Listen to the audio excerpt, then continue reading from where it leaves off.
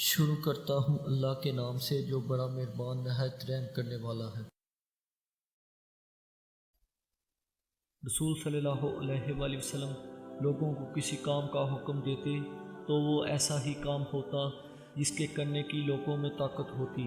اس پر صحابہ رضی اللہ عنہم نے عرض کیا کہ یا رسول اللہ، ہم لوگ تو آپ جیسے نہیں ہیں، آپ تو معصوم ہیں، آپ کی اللہ پاک نے اگلی پچھلی سب لغزشیں معاف فرما دی ہیں، اس لیے ہمیں اپنے سے کچھ زیادہ عبادت کرنے کا حکم فرمائیے۔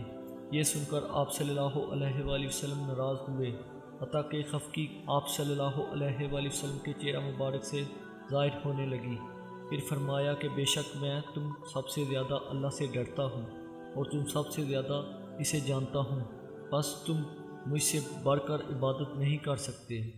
مزید اسلامک ویڈیو دیکھنے کے لیے چینل کو سبسکرائب کر دیں اور بیل آئیکن پہ کلک کریں۔